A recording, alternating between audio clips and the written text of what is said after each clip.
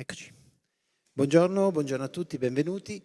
Riprendiamo gli appuntamenti del pomeriggio. Come si può intuire facilmente dal titolo, continuiamo a parlare di editing. L'abbiamo fatto spesso negli anni, lo facciamo in tutte le edizioni, ovviamente viene sempre molto associato alle piante, al mondo vegetale, ma è un tema che riguarda anche molto da vicino gli animali, soprattutto gli animali d'allevamento. Un tema complesso, ovviamente, e oggi cercheremo di affrontarlo da due punti di vista, dal punto di vista della ricerca scientifica, e lo faremo con Simon Lillico, un ricercatore del Roslin Institute dell'Università di Edimburgo, che si occupa per l'appunto di editing genetico su animali d'allevamento, sia per creare, diciamo, varietà più resistenti e resilienti, ma anche per definire e cercare di studiare metodi che possono anche aiutare la ricerca medica umana. Ovviamente questo tema diciamo, lo affronteremo anche da un altro punto di vista, che è quello delle questioni etiche, le implicazioni morali che ovviamente queste tecnologie comportano, e lo faremo con Simone Pollo, che è professore di filosofia morale all'Università Sapienza di Roma. Simon sarà in collegamento perché ovviamente diciamo, gli spostamenti dall'estero sono un po' complessi. Vi chiedo la cortesia perché credo possa fare molto piacere, soprattutto quando si è a distanza, insomma, che lo accogliate con un applauso, e vedremo anticipo solo due cose sulla presentazione. Vedremo due casi pratici, uno su bovini da latte e l'altro su maiali, per vedere che cosa può fare, che cosa sta facendo la ricerca. Vediamo se c'è Simon. Hi Simon, welcome to Mantova. Hello there.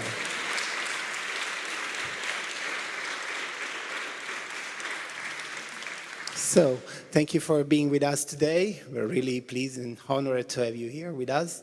And I just introduced a little bit of your presentation, but now I quit with my words. I stop talking and the stage is yours. We are really curious to see your presentation. Okay, thank you very much, Emiliano. So I don't speak Italian. I didn't get any of the introduction section there.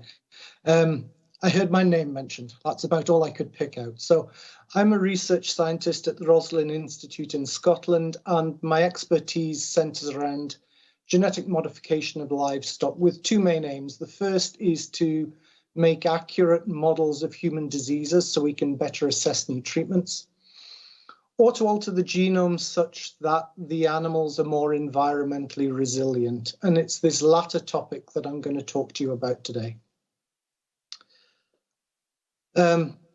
Agriculture as we know it has evolved over the centuries. So I'm going to start with a very brief overview of selective breeding before I describe what genome editing is, and then give some examples of how we can use it to tackle agricultural problems. And finally, I'll finish with a couple of slides looking at public perception of the technology. But before we get to that, let's have a very quick refresher on how the genome works. As you probably remember from your time at school, most animal cells have a nucleus, and in that nucleus there is DNA, lots of DNA. That DNA is, in essence, a recipe book for making all of the different proteins that make up an animal. So small changes in the sequence of the DNA can result in small changes to how and where and when each of the proteins is made. Variation in the sequence of our DNA, which we also refer to as our genome, is one of the reasons you all look different to the person sitting next to you. So when we select a population of animals or plants for a particular trait, we are actually selecting for the genetic differences that underlie that trait. And so we are changing the genome structure of the population that we're selecting. Since we first domesticated the wolf around 10,000 years ago, humans have been selecting for traits that we find desirable. Now, in the case of the wolf, the initial selection is likely to have been for individuals that were considered to be the least dangerous and that could breed well in captivity. And of course, in more recent years, continued selection of dogs has taken a sometimes slightly bizarre turn, and most domestic breeds now only have a passing resemblance to their wolf ancestors. These breeds are now genetically distinct from each other and from that initial wolf ancestor. So we've selected the genomes to be different. Excuse me. Selective breeding for crops has had a similar consequence. So this plant you can see here is called teosinte from South America, and it only now has a passing resemblance to modern maize. And of course, we've also selected our livestock such that if you were to ask a school child what colour a pig is, I very strongly suspect that they will not tell you it is brown and hairy, but that it is pink, because the image we now have of a pig is one of these large pink production animals with which we are far more familiar. And of course, selective breeding for livestock has been hugely successful with respect to productivity. Just look at this chart here, which details how productivity of pigs has changed over a 35-year period, more than doubling the number of piglets produced per sow per year, increasing the efficiency with which the pigs convert feed into pig, and improving the carcass composition. So we understand that selection for the best animals over many generations is a very powerful tool to improve our trait or traits of interest. But this approach does have limitations, and the major limitation is the genetic pool of the population from which you're trying to select. In essence, what I'm trying to say is that if your trait that you want is not encoded in the genome of your breeding population, you can't select for it. Genome editing has the potential to offer an effective solution to this problem. So, what is genome editing? Well, just as editing is the act of rewriting text, genome editing is the act of rewriting the genome. Using editing, I can make a small change to a sentence, and by doing this, I can change the nature of that sentence. So, for example, by changing the UN of function into an I, I'm no longer talking about form and function, but instead I'm talking about a fictional organism. Or if we look at this sentence again, I can instead delete a section, as indicated by the red lines here. And now when I take that bit of the sentence out, it doesn't make much sense at all. All of the words individually make sense, but the sentence doesn't anymore. And finally, I can make a substantial insertion, so I can put some information into the sentence and reveal that altering the sequence of DNA is in fact relatively easy. At the genome, we use a group of tools that we collectively refer to as genome editors. And these include reagents like zinc finger nucleases, transcription activator like effector nucleases, or the CRISPR-Cas system. Using these tools, we scientists now have the ability to break the genome at a particular target site that we choose, and then effectively rewrite the DNA sequence at that position.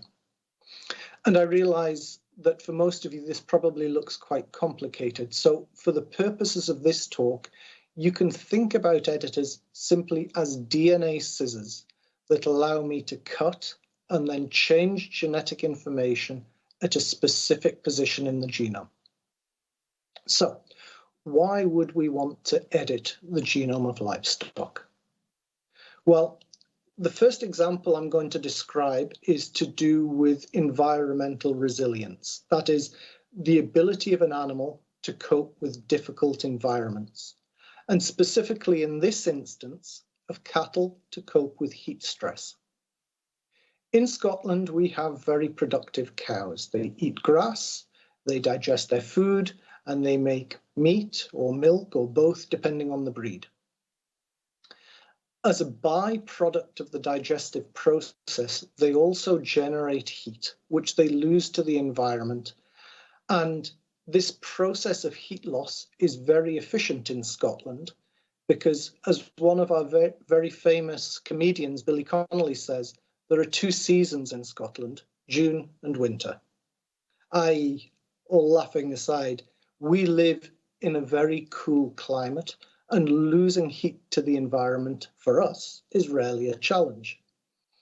However, in warm climates, this can become a problem for cattle, where heat stress causes reduced feed intake, reduced productivity, reduced immunity, and reproductive failure.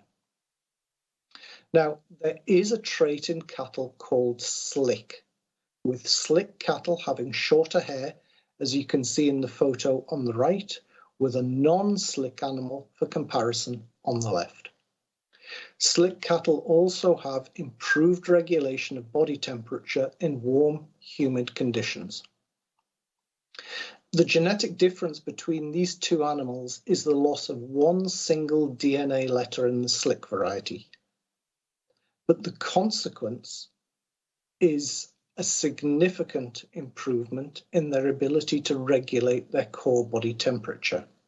So what you can see in this graph on the right here is the core body temperature of the animals in the axis on the left as the day gets warmer along the axis on the bottom, with an obvious difference between the slick and the non-slick animals. Now, if you wanted to introduce the slick change into your breed of interest, you could use, of course, a standard crossbreeding approach. But the consequence, obviously, would be a crossbred animal. And if your breed of interest has specific properties which you particularly value, then crossbreeding may not sound like an attractive idea. With genome editing, we have an alternative solution. Using editing, we can introduce the specific change that we're interested in directly into our breed of interest without losing any of the genetics that make that breed special. As part of the Centre for Tropical Livestock Genetics and Health, and with support from the Bill and Melinda Gates Foundation, we have edited the slick change into cattle here at Roslin. And what you can see in this picture are the necks of 3 calves. On the left is a calf that has not been edited, and you can see that it has fairly long hairs. And on the right are 2 calves that I have edited for slick. And these both have hair coverage that is consistent with the changes that I was expecting to see. Now, this particular project is still at a very early stage, and we still have a lot to learn, but it does demonstrate the power of editing to make significant, specific changes to the form and function of an animal.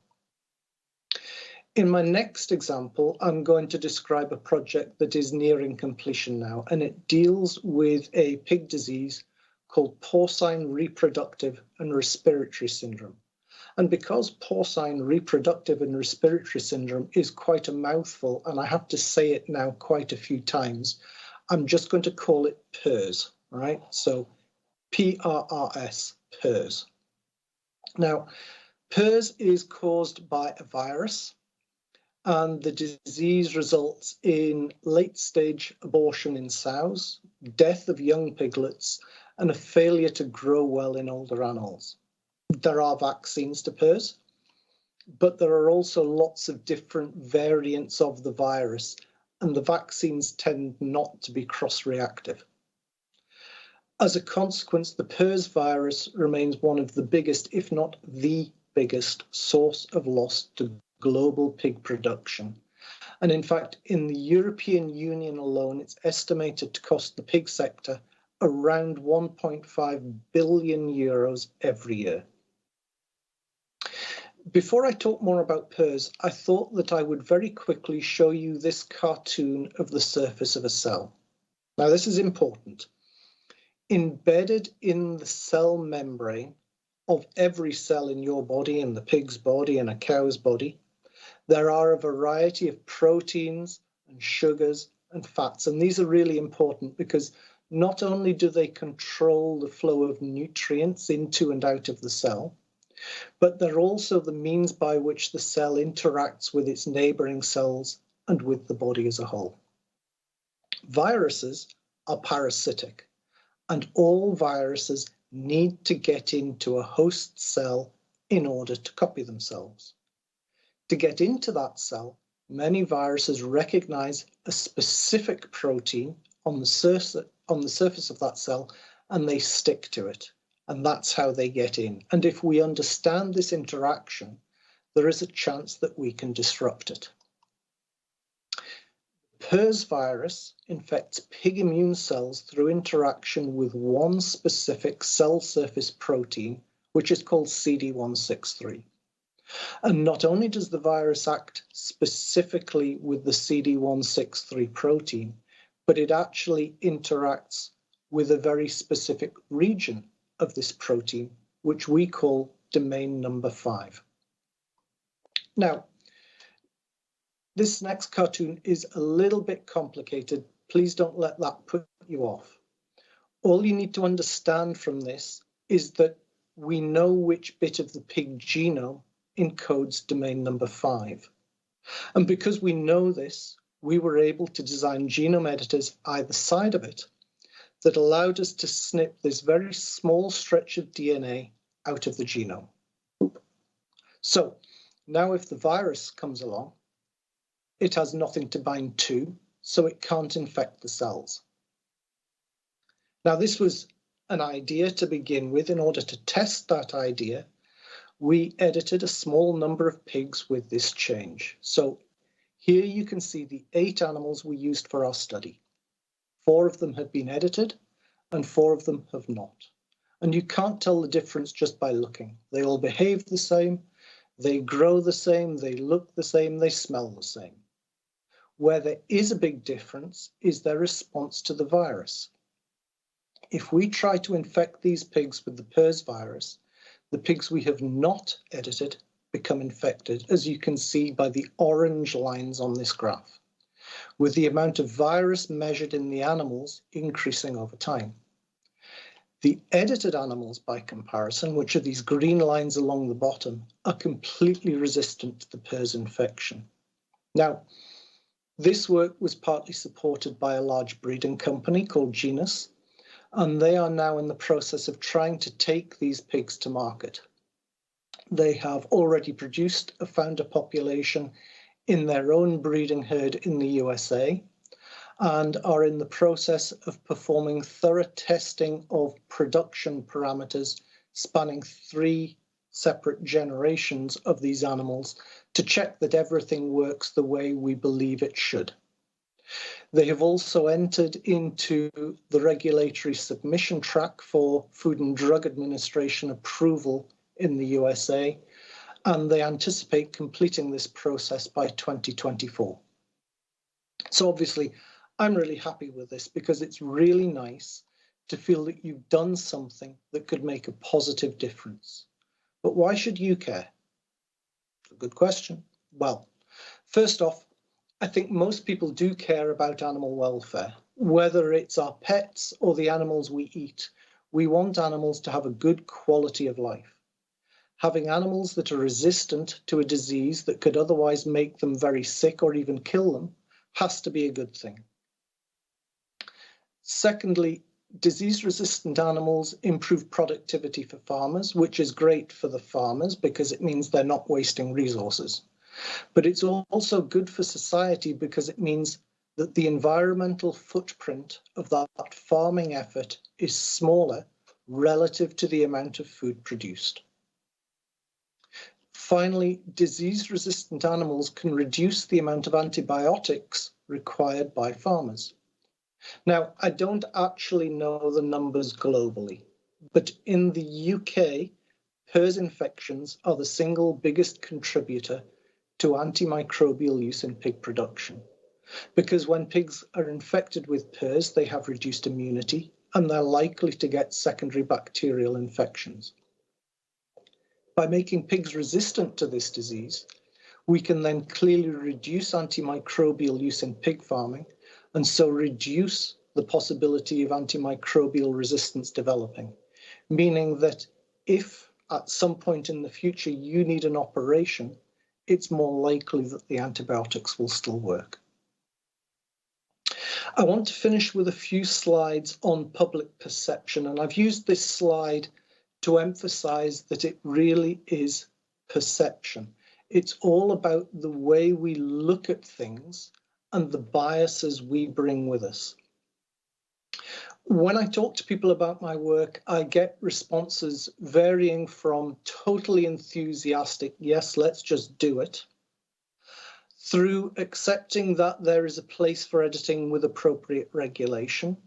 Then there are a lot of people who are cautious because they worry that they don't know enough and that it may be dangerous. And finally, there are those who are just dead set against it and don't want to be convinced otherwise. From this last group, the comments I hear most often are, what you're doing is not natural, and you are messing with things you don't understand. So let me address each of these two in turn. What you're doing is not natural. Well, while I could make a good argument that all of the components we use in genome editing are drawn from natural sources and that genomes change all the time, I thought instead I would challenge slightly what natural means to you and me. What is natural? Remember how I started this section, perspective. It's all about how we look at things and our understanding of what natural means to us. Clearly, there are some things that we may eat, for example, that are truly natural. We can pick wild berries, we can catch wild fish and cook them over a fire with some wild mushrooms. That is natural. But I would argue that for many of us, there is very little about our lives that is actually natural. Wearing shoes is not natural. Going to a shop or driving a car are not natural. Using a mobile phone or listening to a virtual talk on a Sunday afternoon delivered by someone hundreds of miles away is certainly not natural, but here we are. Most of the food that we eat is not natural because ploughing a field, planting seeds, tending plants and harvesting crops is not natural, but we have been doing it for thousands of years. So our perspective, the way we look at it, tells us this is totally natural. This is how our world works. Remember the example I gave at the start of this talk, sweet corn and the parental teosinte. Now, which of these two would you consider to be natural and which one would you rather eat? So, in my opinion, the question of natural is actually the wrong question to be asking. What we should be considering is whether this new technology can provide opportunities to make a positive impact, both for farmers and for wider society. Next, we have you are messing with things you don't understand. Well, I would argue that usually I have a fairly good understanding of the systems that I mess with, but I admit that that understanding is rarely complete. But that's the whole point. It is the nature of my job, the very essence of being a research scientist. My job is to further our understanding of how the world works. It starts with an idea or an observation that leads me to messing around with things that I want to know more about, or in other words, doing an experiment. Once I've done this, I observe the data that was generated, I think about it for a while, and then I redesign the experiment. And this is a cyclical process with constant refinement of the questions being asked, and occasionally, and it is rare occasion, but occasionally, I might come up with something that I think could be useful. Did I know in advance that removing domain 5 would make the pigs resistant to PRRS? No, but I thought that it would, so I did the experiments. And of course, doing those experiments is not the end of the story. For the PRRS-resistant pigs to be useful, there will be a thorough assessment of a variety of factors that will impact their market value. Do they grow normally? Do they breed normally? Do they behave normally? And beyond that, we need to look to see if there are any welfare or environmental or societal reasons why these animals may not be suitable for agricultural use. And this all requires a rational, fact-based regulatory framework to oversee such applications. And in the interest of time, I don't know how long I've been talking for now, but I think I'm going to stop there and thank you for your attention, and I will do my best to answer any questions you might have.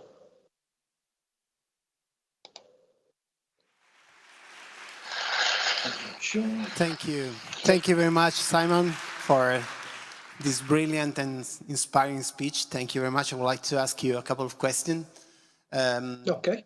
Just introduce it in Italian and I translate to English. So, la prima domanda che vorrei fargli è legata, insomma, a quella, allo studio della Commissione Europea dello scorso aprile che ha, diciamo, evidenziato la necessità di scrivere nuove regole per, diciamo, tenere il passo con le scoperte scientifiche, le nuove tecnologie che si stanno sviluppando anche nel campo del settore, anche nel campo della genetica.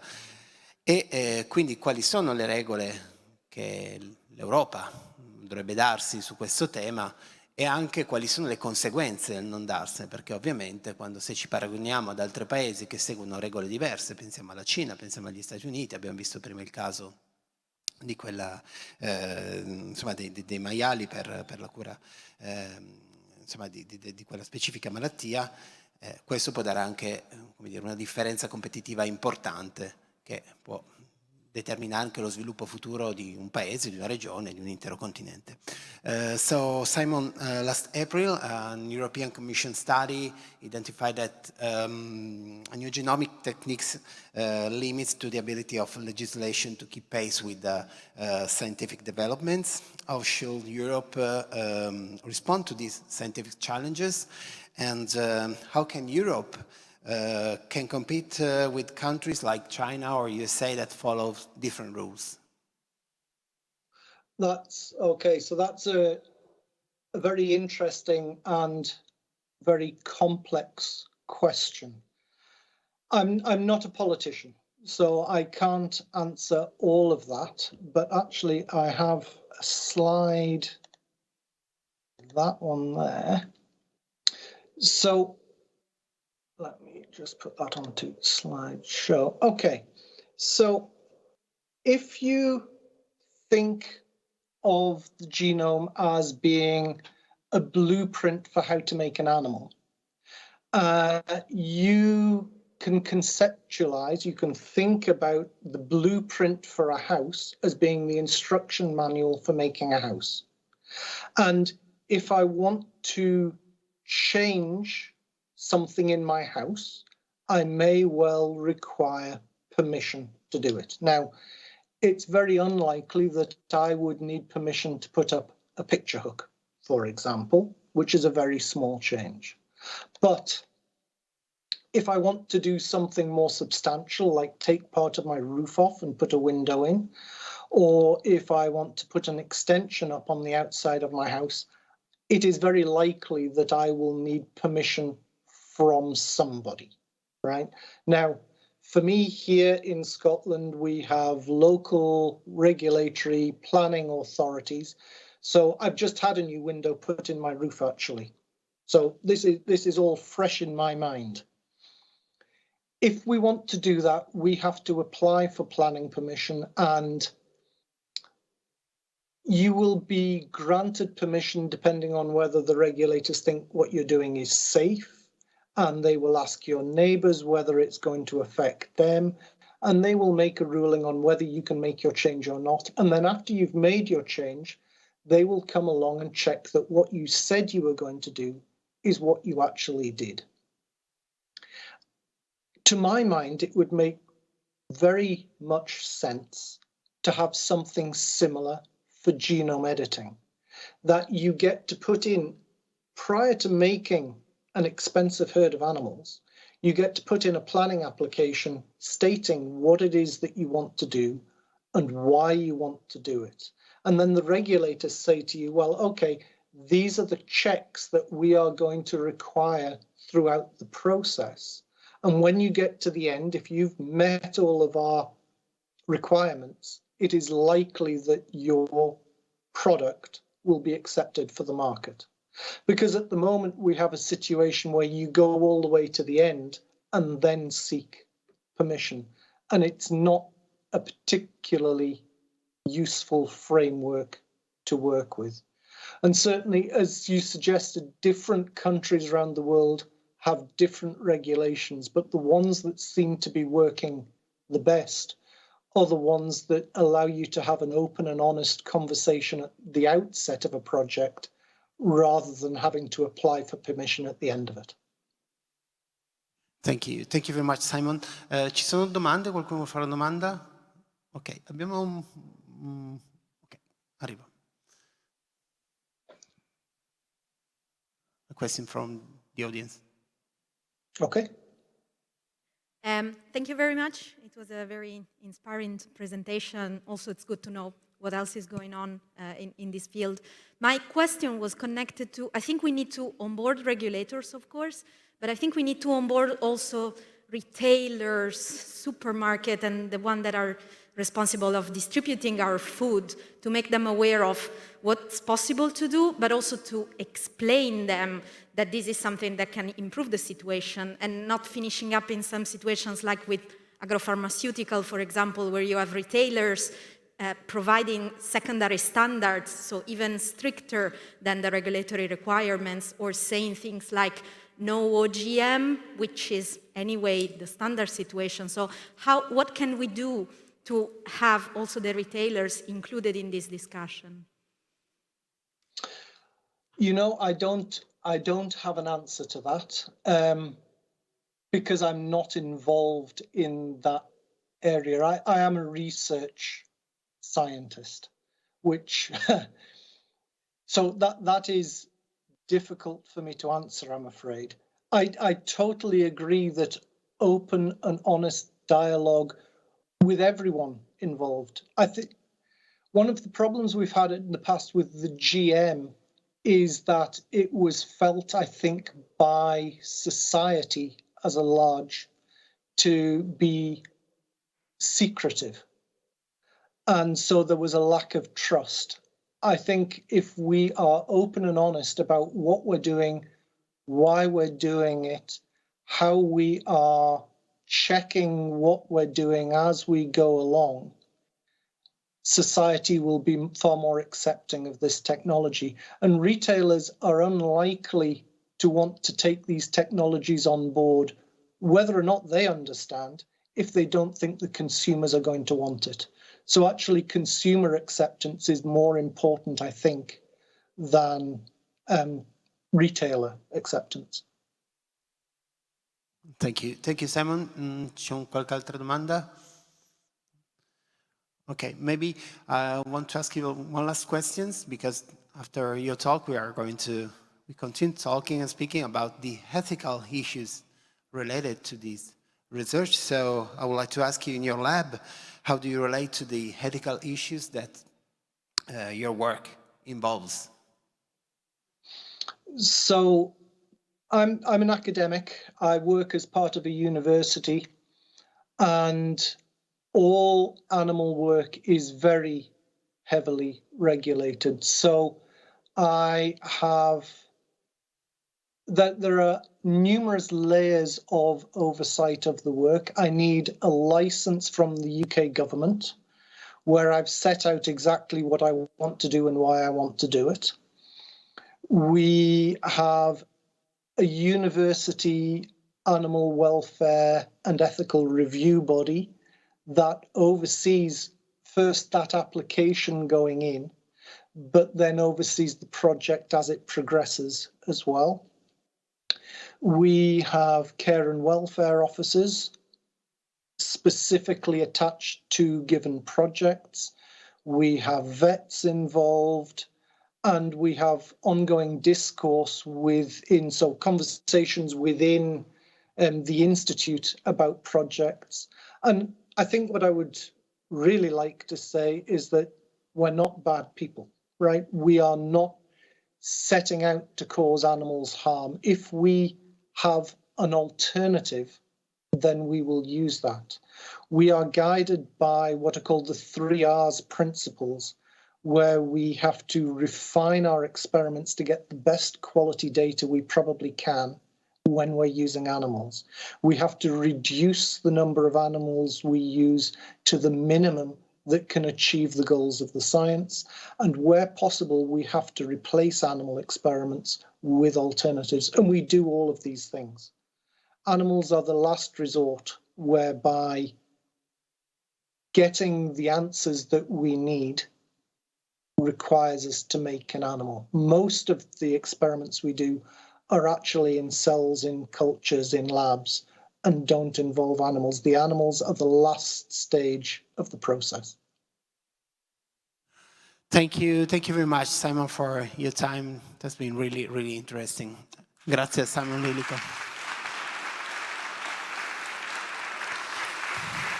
And next year, we hope to meet you in person, live here, maybe in Mantova. Why not? That would be fantastic. I look forward to it. Okay, it's a promise. See you, Simon. Thank you very much. Okay. Bye Thank you very much, guys. Bye. Bene, continuiamo questa discussione, ovviamente approfondendo la questione etica, che è altrettanto complessa. E lo facciamo con Simone Pollo, professore all'Università della Sapienza di Roma. Benvenuto, ci accomodiamo.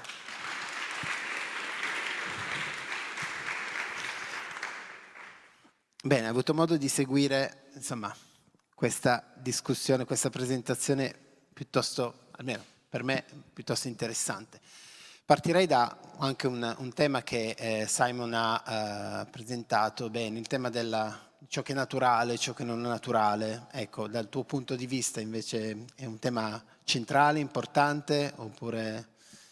Allora, è sicuramente un tema molto importante, ma importante perché se ne parla tanto, è una nozione, quello di natura, un concetto, quello di natura, che nelle discussioni filosofiche, soprattutto nelle discussioni di filosofia morale, insomma quelle che riguardano un po' la questione dei nostri giudizi, di cosa è giusto e sbagliato, è una nozione che ritorna sempre.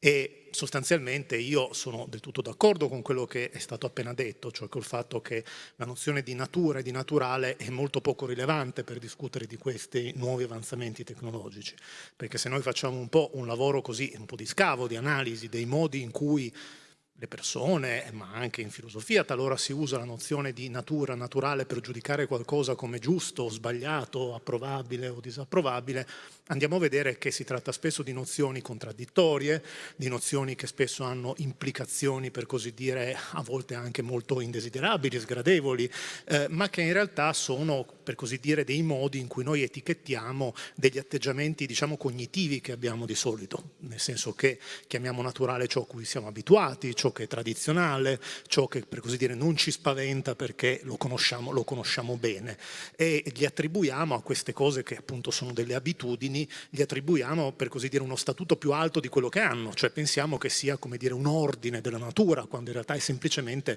come le cose si sono sempre fatte. E nel caso dell'agricoltura, dell'allevamento, questo ricorre molto spesso. L'agricoltura e l'allevamento, come diceva appunto Simon prima, sono chiaramente delle invenzioni umane, qualcosa che cambia l'ordine delle cose, solo che è un modo di cambiare l'ordine delle cose che in alcuni casi è talmente familiare che lo diamo per scontato. Quindi direi che la nozione di natura in questo caso, a parte essere un appello così retorico che suona anche molto bene spesso in pubblicità, non ci serve a molto se vogliamo chiederci quali sono i veri problemi morali di queste tecnologie. Esatto, quindi se questa è una questione ingannevole, definiamola così, quali sono i veri problemi allora? Beh, di questi, come dire, anche in questo caso già qualcosa si è accennato, e io il primo che vorrei sottolineare è quello che riguarda come già stato detto, il benessere degli animali.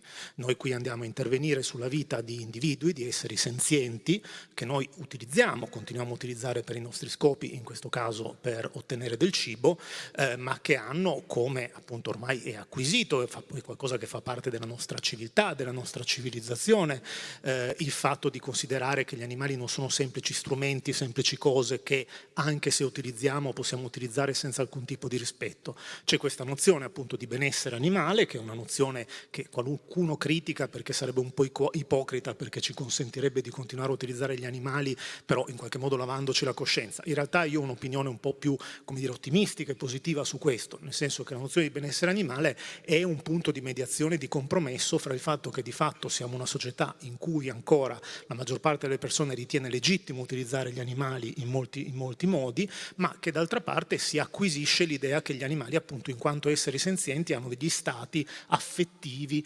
cioè emozioni, capaci di provare piacere e dolore, che contano. Ecco, se vediamo le cose da questo punto di vista, sicuramente questo tipo di tecnologie hanno degli effetti anche positivi. Un animale che si ammala di meno è un animale che effettivamente da un punto di vista del benessere ha delle possibilità di vita migliore. Io però, come dire, vorrei provare anche un po' a giocare così la parte della voce, come dire, un po' dell'avvocato del diavolo. Dobbiamo considerare anche le cose nella loro complessità, sia dal punto di vista dell'animale, perché non è detto che la tecnologia che rende l'animale più produttivo sia immediatamente percepita dall'animale come qualcosa che lo fa stare meglio, potrebbe, come dire, non migliorarne necessariamente lo stato di benessere, e questo però va visto caso per caso. La seconda cosa, un po' più generale, ha a che fare col fatto che questo tipo di modo di intervenire sulla vita degli animali, di creare degli animali, è vero che è in continuità con quelle forme di selezione, di allevamento che noi conosciamo benissimo, solo ottenuto con altri modi, però d'altra parte è anche vero che esaspera un po' quest'idea degli animali come semplici strumenti. Un po', insomma, uno ha un po' l'idea, vedendo questa presentazione affascinante, che l'animale è un po' concepito come una macchina. Aumentiamo, come dire, la produttività di questa parte, gli mettiamo questo, gli mettiamo quell'altro, e in qualche modo questo modo di vedere le cose va un po' contro quella tendenza di considerare gli animali degli individui, dei soggetti. Questo tipo di tecnologie rinforza un po' l'idea dell'animale come strumento nelle nostre mani di fatto, e questo è un problema non tanto del benessere del singolo animale, ma un problema culturale delle nostre relazioni con gli animali non umani. Mi venire in mente una cosa, credo che sia molto centrata la tua osservazione, perché ovviamente non dici perché quello è il parametro attraverso il quale misuriamo il benessere. Però a volte mi chiedo, non vale anche per noi umani, nel senso, insomma, dobbiamo essere in qualche modo anche noi performanti, anche noi siamo dentro un contesto culturale che pensiamo attraverso il nostro libero arbitrio di governare, ma a volte qualche dubbio ce l'ho, ecco. Adesso se entriamo in una discussione sul libero arbitrio, come dire, teniamo la sala per le prossime 2 settimane, quantomeno. No, adesso scherzi a parte. È chiaro che ovviamente noi viviamo in una società in cui ci sono tutta una serie di pressioni, di modi, come dire, di vita che sembrerebbero limitare la nostra scelta. Adesso, al di là della questione filosofica, ma che è una questione anche scientifica, del fatto se noi siamo davvero liberi di scegliere, una questione che probabilmente al momento non abbiamo strumenti per risolvere, ma non so se ce l'avremo mai, ma diciamo che magari un giorno ce l'avremo, oggi no però. Noi di fatto abbiamo una percezione di libertà di scelta, e questo conta, dà senso alle nostre vite, il fatto che noi ci sentiamo in qualche modo capaci di indirizzarle. Io direi che rispetto a, come dire, qualche decennio fa, qualche secolo fa, almeno noi che viviamo in questa fetta di mondo stiamo messi molto meglio, al di là del fatto che poi tutti abbiamo un telefonino, abbiamo le pubblicità personalizzate e tante altre cose. Noi che viviamo oggi qui, ci troviamo in questi posti, godiamo di una possibilità di percepire e di godere di questo senso di libertà molto maggiore di quello che poteva avere un contadino del 1500, per dire. Ecco, quindi sì, è un problema, però è un problema che dobbiamo anche un po' mettere in prospettiva. E, se posso chiudere con una battuta, di sicuro ne abbiamo molta di più degli animali di allevamento, che effettivamente hanno anch'essi, in quanto soggetti capaci di azione, delle possibilità di scelta. La scelta, la libertà non riguarda solo gli esseri umani, in modi diversi riguarda anche gli animali, e di fatto gli animali che sono in un allevamento tutta questa libertà di scelta non ce l'hanno. Certo. E questo, noi abbiamo visto 2 esempi legati, appunto, faceva riferimento a 2 animali d'allevamento, bovini e maiali. Ma per quanto riguarda la carne sintetica, che è anche un po' il titolo a questo pane, quindi carne e proteine che nascono in laboratorio, insomma, non associate a un essere già vivente, almeno percepito come tale, quali sono le questioni morali che emergono da questo punto di vista, se emergono? Le questioni morali, appunto, se noi mettiamo da parte l'idea che ci sia un qualche ordine naturale da rispettare, sono anche in questo caso legate al tipo di conseguenze che hanno queste tecnologie per chi le consuma, ovviamente, ma anche per gli altri soggetti che sono implicati. Quindi, in linea generale, il fatto di poter ottenere un hamburger, una bistecca creata in vitro da cellule che quindi non comportano nessun tipo di coinvolgimento di un animale vero, sano, intero, non può che essere qualcosa di positivo, perché di fatto noi continuiamo a soddisfare una esigenza che è un'esigenza in buona parte anche solo di gusto nel consumare un certo tipo di alimento, perché poi, vabbè, adesso non entro in terreni che non sono miei, insomma le questioni nutrizionali poi sono un'altra cosa, senza causare nessun tipo di, come dire, diciamo sofferenza o comunque disagio in un animale. D'altra parte, da un punto di vista strettamente tecnico, oggi sembrerebbe che questa cosa è molto promettente, ma ha ancora un qualche tipo di implicazione moralmente controversa, perché queste cellule vanno fatte crescere in un mezzo di coltura che al momento è di origine animale, cioè è generalmente siero fetale bovino che viene ottenuto in modalità che richiedono l'uso e in taluni casi, come dire, il coinvolgimento e la compromissione del benessere, se non il fatto di ucciderli, di animali. Quando ci sarà un mezzo di cultura vegetale alternativo, probabilmente avremo una tecnica, come si dice, cruelty free. C'è un'altra questione che è un po', come dire, legata poi a tutta un'altra serie di implicazioni che hanno a che fare, come dire, col fatto che queste poi ovviamente sono tecnologie che almeno al momento riguardano uno spicchio, anche in questo caso, di mondo. Insomma, c'è tutta un'altra parte del mondo che invece vuole continuare ad avere gli animali allevati nelle maniere più tradizionali, per l'appunto. Però in generale, come dire, è una dimostrazione del fatto che noi siamo in grado, immaginando e grazie alla scienza, di progredire anche mantenendo comunque delle abitudini alimentari alle quali, come dire, qualcuno di noi è affezionato. Quando hai parlato dei mezzi di coltura hai detto, va bene, sono comunque mezzi di coltura che sono di origine animale. Perché questo discorso si fa sempre? È una domanda banale, già sentita, però ha un suo fondamento. Perché lo facciamo spesso sugli animali, non lo facciamo sulle piante? Come dire, intanto diciamo che questo è l'argomento tradizionale che chiunque è vegetariano come il sottoscritto, ma sono sicuro che ce ne sono anche altri in sala che hanno avuto esperienza di aver utilizzata come obiezione. Ma tu non ti preoccupi dell'insalata.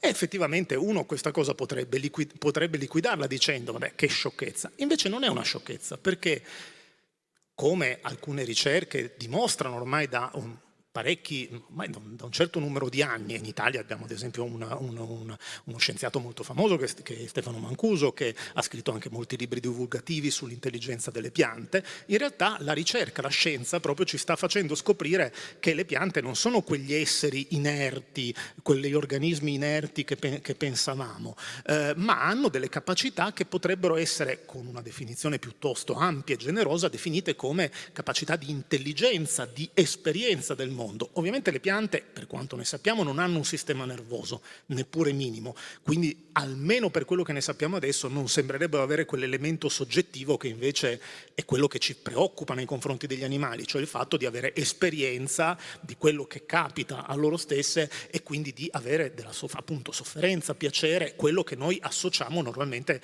a qualcosa di moralmente rilevante, qualcosa che ci preoccupa moralmente. Però, e qui, come dire, anche in questo caso, diciamo, la scienza forse ci riuscirà a dire di più, qualcosa già ce lo dice però questo tipo di risultati, cioè il fatto che le piante fra loro si mandino dei segnali, abbiano delle vere e proprie comunicazioni, che reagiscano in un modo che potremmo chiamare stress usando qualche tipo di virgoletta. Bene, questo ci dice che forse, anche se non considerandole come degli animali, le piante potrebbero meritare un qualche tipo di rispetto diverso da quello che noi pensiamo adesso, cioè è qualcosa che, come dicevo prima, può cambiare il nostro atteggiamento culturale nei confronti di un altro pezzo del mondo vivente, la cui vita appunto non sarà equiparabile a quella degli animali, ma in qualche modo ci risulta più complessa, più complicata, più affascinante anche, e quindi anche più impegnativa dal punto di vista morale di quello che pensavamo.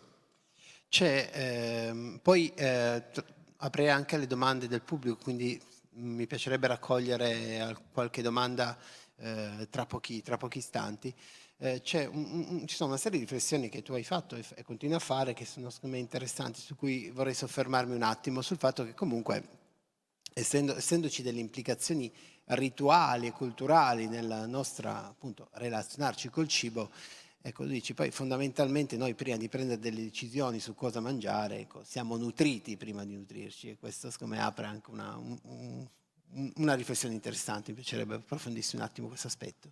Sì, appunto, noi, a meno come dire, di casi che sono ancora abbastanza eccezionali, ma forse diventeranno sempre più abituali nel corso del tempo, noi nasciamo e siamo nutriti fondamentalmente come onnivori.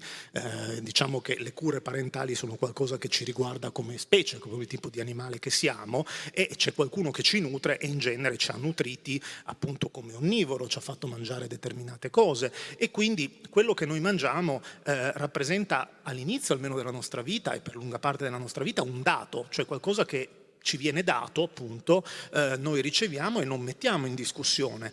La questione è che a un certo punto, anche perché, come dicevo prima, siamo in questo momento, in questa fase di civilizzazione in cui ad esempio vediamo gli animali in modo differente, si apre la possibilità di una scelta, cioè cominciamo a riflettere per tutta una serie di ragioni, possiamo cominciare a riflettere su quello che arriva sulla nostra tavola, su quello che c'è nei nostri piatti, e cominciare a pensare che alcune cose sono più accettabili di altre da un punto di vista morale, se ad esempio riteniamo che appunto gli animali, per questa loro natura senziente, hanno un qualche tipo di status morale. Ecco, quello che fa la differenza, ed è, come dire, si incardina su quest'idea del cibo come un dato su cui poi a un certo punto uno può esercitare la scelta, è prima ancora che fare determinate scelte, dire devi diventare vegetariano, devi diventare vegano, oppure altro tipo di scelte, quello che fa la differenza, credo, in questo momento, in questa fase della nostra civilizzazione, è pensare al cibo e pensare a quello che c'è dietro il cibo, cioè fare del cibo un oggetto di riflessione, non darlo appunto per scontato, che è anche uno, come dire, dei vantaggi, dobbiamo dirlo, del vivere in una società benestante, in cui noi non ci dobbiamo preoccupare immediatamente del fatto di averlo il cibo lo abbiamo e possiamo selezionarlo, selezionare le sue fonti, le sue tipologie. Questo porta con sé anche la richiesta di pensare al cibo e pensarlo non solo a ci piace, non ci piace, preferisco questo, preferisco quest'altro, ma anche le sue implicazioni morali che, va detto, non riguardano solo gli animali e le piante, ma riguardano anche gli esseri umani, perché il cibo è qualcosa che appunto viene prodotto da esseri umani che in alcuni casi, come dire, non in questa parte del mondo moltissimo, anche se ci sono delle storie anche su questo, ma in alcune parti del mondo sono oggetto di sfruttamento, ad esempio, in realtà anche in Italia da qualche parte, da quello che sappiamo. Esatto. Ci sono delle domande? Se no vado avanti. C'è una domanda lì? No. Vuoi fare una domanda tu? Prego. Sì, abbiamo parlato di allevamento, non abbiamo parlato di tipologie di allevamento diverse. Adesso negli ultimi anni, credo negli ultimi 4-5, sta nascendo un po' la filiera etica dell'allevamento, quella in cui usiamo un animale non destinato a essere cresciuto per essere un pezzo di carne da mangiare, ma si sfrutta la vacca a fine carriera, per esempio, o animali che hanno fatto un percorso di vita da animali da lattazione e poi vengono utilizzati per l'alimentazione della loro carne. Cosa ne pensa di questo? Cioè, dal punto di vista morale può essere più diversamente valutato? Ma sicuramente nel momento in cui quell'animale ha delle condizioni di vita che sono condizioni di vita oggettivamente migliori di quelle che potrebbe avere in un allevamento intensivo o industriale di un certo tipo, ha, come dire, una sua maggiore accettabilità, se vediamo le cose solo dal punto di vista ovviamente del benessere e della condizione dell'animale. Va detto che comunque anche quelle situazioni presentano delle criticità. Ovviamente se noi parliamo di vacche da latte, parliamo di vacche che generalmente hanno avuto dei cicli appunto di gravidanza, di lattazione, nel quali generalmente il vitello viene sottratto alla vacca una volta nato e avviato, come dire, a un'altra strada che è quella in genere della produzione di carne. Quindi non sono appunto delle modalità di allevamento del tutto, per utilizzare sempre questo termine, cruelty free, nel senso che se vuoi produrre il latte devi far nascere un vitello e il vitello a un certo punto, quasi subito, viene separato dalla madre. Sì, da un certo punto di vista sono meglio, rimane comunque il fatto che ci sono delle implicazioni. Diciamo che credo che l'allevamento non sia mai a costo zero. Sono diversi i costi, ma l'allevamento ha sempre un qualche tipo di costo di ricaduta e di ricaduta sull'animale, quello ce l'ha. Ci sono altre domande? Prego, arriva.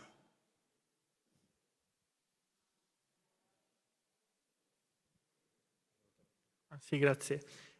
Io ho una formazione, diciamo, biologica e da questo punto di vista, quando mi approccio a queste questioni legate appunto all'etica dell'alimentazione, cioè del tipo di animali o piante o altri organismi, mi rendo conto che forse ho un approccio che mi deriva proprio dalla biologia, magari anche dai processi evolutivi, in cui osservo il mondo intorno a me e mi rendo conto che gli animali non sono tutti uguali, le piante non sono tutte uguali, ci sono delle differenze anche vistose, e in particolare quando si parla di queste questioni le caratteristiche legate al sistema nervoso mi paiono abbastanza lampanti nel ragionare in tutti questi termini. Io noto che invece si parla quasi sempre soltanto di animali, dando un po' per scontato che siano più o meno tutti uguali o comunque rientrano tutti nello stesso gruppo. E invece, almeno questa è un'idea mia, poi vorrei capire cosa ne pensa per esempio lei, penso che sia invece utile magari, non dico fare una scala, ma un gradiente in cui si tiene conto della complessità del sistema nervoso per valutare se è più etico mangiare alcuni animali piuttosto che altri. Banalmente, tutti noi riteniamo che sia immorale mangiare altri esseri umani, ormai questa cosa la estendiamo anche a scimpanzé, bonobo, ormai delfini in quasi tutte le società non si mangiano più, così come corvi, animali che progressivamente notiamo delle capacità cognitive e progressivamente probabilmente ci rendiamo conto che mangiarle è particolarmente impattante per noi o comunque per questo tipo di animali. Nel fare questo processo ovviamente possiamo accorgerci che ci sono animali che hanno una scarsa complessità del sistema nervoso. Penso a una medusa, da un punto di vista quindi del sistema nervoso siamo quasi al livello di una pianta, a livello di complessità praticamente. Lì mi chiedo, mangiare una medusa, posso considerarlo molto più morale, per esempio, rispetto a mangiare un maiale, mangiare un insetto, posso eventualmente creare questo gradiente questo gradiente etico o vedo che invece ha molto senso invece avere un approccio a fasce, cioè o sì o no e così via. Questa era... Prego. Sì, è una domanda, come dire, molto puntuale. Effettivamente, diciamo, anche nella discussione così teorica che si fa fra chi si occupa di queste questioni, questo approccio è un approccio che si presenta, cioè quello di pensare che ci sono diversi gradi di complessità cognitiva e quindi di capacità anche di percepire appunto piacere e dolore a seconda degli animali. Ovviamente, per rispondere, diciamo, direttamente alla sua domanda, mangiare una medusa, ammesso che uno abbia voglia di mangiarla, e mangiare un vitello sono due cose molto differenti, nel senso che la medusa ha, come dire, delle capacità di esperienza che sono molto più semplici di quelle di un vitello, che è un mammifero con una vita cognitiva, sociale, complessa, e quindi è ovvio che ci sono delle differenze. La questione però è che intanto noi, appunto, le cose che arrivano sulla nostra tavola in genere sono cose che hanno una vita cognitiva complessa, perché sono appunto bovini, sono suini, anche il pollame, non lo dico, diciamo, per via del mio cognome, ha una delle capacità cognitive complesse. C'è un bellissimo libro che è uscito qualche anno fa di un grande neuroscienziato italiano che è Giorgio Valortigara, che si chiamava Cervelli di galline. Lui ha studiato per molto tempo i pulcini, le galline, e hanno delle capacità cognitive sofisticatissime, e quindi effettivamente, diciamo, quello che arriva sulla nostra tavola tendenzialmente è piuttosto complesso. Bisogna stare attento agli errori di prospettiva, perché ad esempio sulla nostra tavola arrivano ad esempio anche come i polpi. I polpi, come sappiamo, anche c'è stato questo documentario bellissimo che ha vinto l'Oscar recentemente, ma poi ci sono stati appunto tanti libri, di cui appunto uno di cui forse avevamo voglia di parlare poi dopo, ci dicono che hanno delle capacità cognitive sofisticatissime, pur essendo molto lontani da noi sul ramo filogenetico, eppure hanno delle capacità sofisticate di cognizione, quindi lì bisogna, come dire, fare attenzione a non farsi distrarre troppo dall'antropomorfizzazione, che è una risorsa molto importante per individuare chi è simile a noi e quindi può essere importante moralmente. Talora però ci impedisce di vedere qualcosa che potrebbe essere importante, ma essendo molto diverso da noi tendiamo a sottostimare, sottovalutare. Grazie. C'è ancora tempo per una domanda, perché siamo anche un po' arrivati al limite del nostro tempo. Qualche domanda? Se no ne faccio una io. Allora, la faccio io.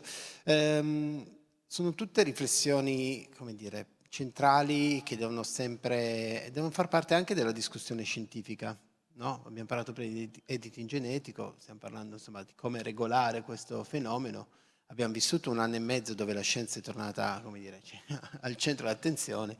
Ecco, riuscire a cosa bisognerebbe un po' anche cambiare rispetto alla narrazione della scienza, rispetto alla possibilità di, come dire, non offrire delle soluzioni, ma delle possibili, come dire, elaborazioni migliorative, almeno percepite come tali, rispetto a questioni così complesse come il miglioramento genetico di una varietà, di una razza. Ma credo che questa è una domanda, come dire, che chiama in causa una questione che appunto nell'ultimo anno e mezzo è stata nelle nostre case quotidianamente, che è quello della relazione fra scienza e società, cioè qual è il tipo di da un lato immagine che la scienza dovrebbe avere all'interno di una società democratica, pluralista come la nostra, e d'altra parte, e che è strettamente collegato alla questione dell'immagine, il ruolo che ha la scienza all'interno di una società come la nostra. Io, appunto, anche questa è un'altra domanda che ci chiederebbe per una risposta molto lunga, chiudendo così con un concetto fra i molti che si potrebbero mettere in piedi, io credo che bisognerebbe rafforzare un legame, un'idea, che è quello di pensare la scienza come parte costitutiva della nostra vita democratica, cioè l'idea che la scienza non è semplicemente uno strumento che ci fa ottenere delle cose, ci fa ottenere dei risultati molto sofisticati come quelli che abbiamo visto, che talora si sbaglia ovviamente come essendo una pratica umana fallibile, pur essendo una fra le migliori che abbiamo, però la scienza non è solo uno strumento che noi abbiamo, cioè la scienza è un pezzo della nostra vita democratica.